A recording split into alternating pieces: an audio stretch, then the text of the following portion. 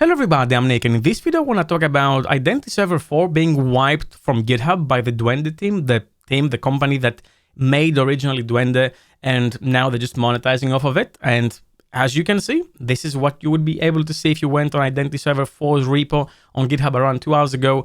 Now this has changed, and we're going to talk about that, but this is what you will see if you go on GitHub on IdentityServer 4 after the 28th of February, when it's basically gone for good. Now, a lot has happened, and I want to give a bit of a background both on IdentityServer 4, the company, alternatives, and how this might be affecting you. So let's see what happened. So they officially wiped it from GitHub, a full delete. I understand that the project may come to end of life, but I feel like this is pretty whack to completely wipe out IdentityServer 4 from their repo. What do you think? And at the time of posting this, if you clicked on that link, you would see this. Now, if I just click it again, you will see that the repo exists in an archived version, which is what it was before. But on the 28th, it will be gone for good. They brought it back so everyone can just pull it down, keep it if they want, fork it again, and so on. And there used to be way more forks here, and now you only see 13. That's because when a repo is deleted or just completely turned private, then what happens with the forks is very weird. What you get is a random fork being assigned as the original, and then all the other forks go off of that. So there's still many Identity 4 forks, including IdentityServer 8, this one over here, which is still maintained, and it patches all the security issues and bugs that IdentityServer 4 had. And that's something to make very clear. IdentityServer 4 on its original form, as it is on this repo, is not supposed to be used. It is outdated, it's not secure. Like, if you're on that, you have to move away from it. You're practically in danger. Now, there was a follow-up because 2 weeks ago, Martin, who used to work at JetBrains, and then he moved to Duende, great developer advocate, great speaker as well. He made a post talking about, when looking at GitHub, I noticed that IdentityServer 4 still has many downloads, which makes me curious. Who's still on IdentityServer 4 and why?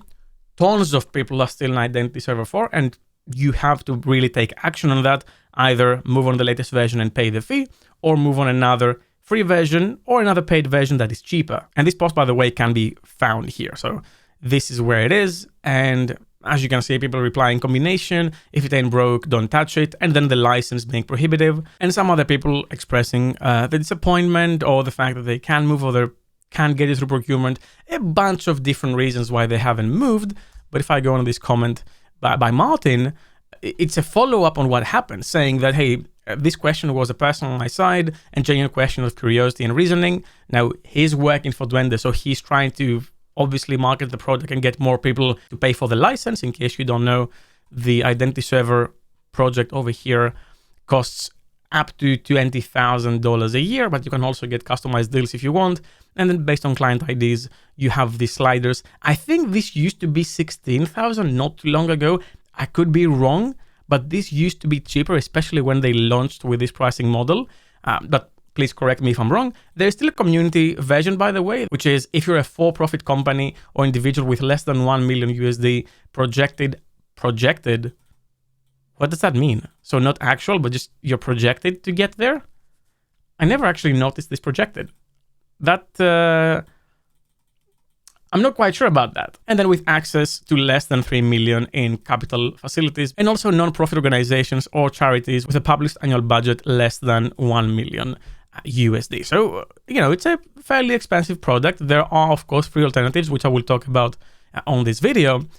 But yeah, this, all hell broke loose. People are like, what was the license for IS4, IdentityServer 4? I know Duende wants so badly to sell the new version. Yes, they do. They're a company. Every company wants to sell their new sort of paid version. The one that will never succeed is Exceed with Fluent Accessions, but the rest probably will if they have a good enough product and not a session library. It was Apache License 2.0, and that's what allows all the forks to just keep getting maintained. One of the top comments is, if you want a good alternative, just check out Keycloak. Keycloak is an excellent project that you can basically replace IdentityServer with. It is written in Java, but do not hold it against them. It's a great product. It's free, open source, decent documentation. You might want to check it out if you are an IdentityServer and you don't want to pay the fee to upgrade to the latest version of the paid product. So a lot happened. And a few hours after this LinkedIn post, as we already discussed, the project was brought back. So if we go over here to this comment, we have Damien over here saying that as a gesture, just some goodwill, they made the IdentityServer 4 repository public temporarily, so you can just make your arrangements and whatever. The repository will revert to private on February 28th. So if you're watching that before that date and you need the repo, please just clone it and keep it forever. Apache license 2.0, you can do whatever you want with it. But the funny thing is that IdentityServer 4 is not the only thing that goes away on February 28th. Our 2 free courses on Dome Train on C#, that's 11 hours of free content, lifetime access, is also going away on the 20th of February. So use the link in the description, get the content, and keep it for free. And there was also a comment about the legacy issues on the repo, documentation, discussion, solutions, all that is also sort of gone. Yes, you have the closed ones. Yes, you have the issues. You do have the issues. Why does it say 0? Probably because it was recently unarchived. It's pretty valuable, and I'm wondering if there's a tool we can actually clone this repo to some other service that gives archival capabilities to this repository and all the issues. That would be great to exist. If it does exist, leave a comment down below. Link it. Actually, don't link at that because YouTube will delete your comment. Please let me know, and I will put a pinned comment if anyone wants to keep accessing this. And there's many people talking about, what happened, and I got clowned on for calling Duende scumbags on their open source rug pull. Staying as far as possible from these guys. I don't really agree with that. I think IdentityServer is actually such a massive project and it carries so much responsibility to have an identity provider that it actually justifies the fee depending on the company size. If it doesn't, of course, there are open source solutions. Is it a rug pull? I mean, look, if you compare this to Fluent Sessions and a bunch of other stuff that have happened, I think this is on a 2 in terms of rug pulls, so I can get past that. And if I go back over here, I want to point out that the NuGet package still exists, even though it is unlisted. But if you refer to it, you can still download it. And it's still getting like 17,000 downloads a day. So that is a lot of downloads for something that was updated for the last time in 2021. However, I want to talk about something that at this point is pure speculation. I've reached out for comments and I've gotten some comments back from Duende, but I didn't clarify something. So I just want to help you get the idea. Duende recently, in September, posted Duende Software, the next chapter. Basically, they want to scale the company and they brought in Serent Capital, which is like an equity fund, and they effectively funded the company to help it scale it, and they will be running the company as experts, and then they focus on the engineering. There's no details on the acquisition, and Serent Company has a pretty wide portfolio of bootstrapped small companies. But actually, if you search a bit about the acquisition, you'll see that this acquisition is what's called a buyout or on an LBO. That's called a leveraged buyout, which is a bit of a complicated thing to explain in this video. But usually LBOs are buyouts of companies. So an equity fund buys the company. They put down some of the value to get some of the equity, and then they get a loan for the rest of the money against the company's assets and EBITDA and all that. And then they pay the loan back based on company profits. But if something bad happens, the assets of the company are at stake. I'm oversimplifying. There's tons and tons of things regarding LBOs, but that's like a very, very sort of top level explanation. And assuming this is an LBO, which we don't know, this could be completely wrong because details are not public, but I think this is based on Serent's record because Serent focuses on buying small bootstrap companies. Almost certainly they do 100% buyouts. And they do paper LBOs, and that's the strategy. So I can only assume that's what happened here, even though no one has confirmed or denied what happened here with certainty, which all that means that, especially if it's an LBO, the company has to keep growing for that loan to be paid.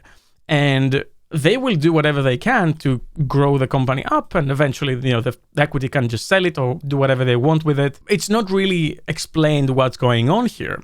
Depending on the talent they have attracted, and by the way, the Duende guys are great guys. I know personally, Brock I've at least met once in the US. I haven't really met Dom, but I've heard great things about him as well, and he's excellent. So I'm sure this is a great place to work, given the talent that has joined. However, they will want to push the product, and it might come across as a way to push their paid product. I don't really think it is. Now, they're trying to present it as we have to take it down because of severe issues, sort of liability. But on Apache 2, you don't really have any liability if anything goes wrong. So I don't quite bite that. But I'm sure they want you to check out their paid offering. So what exactly is happening and how is Duende doing? I don't know. I know they have some very big clients. So for them to raise money, they must be making some money. Otherwise, it's unlikely you're going to raise money from an equity firm. So ultimately, it's a company that wants to grow and they have a product that is good. Now the market is getting more and more saturated. So can they grow? And is that where the company comes in?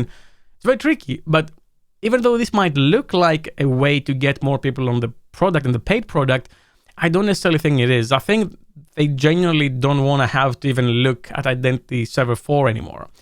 And many forks exist, including active ones. This is still getting maintained. It got an update last week. Now, how maintained it is, I don't know. And if you're using it, leave a comment down below and let me know. But it's there.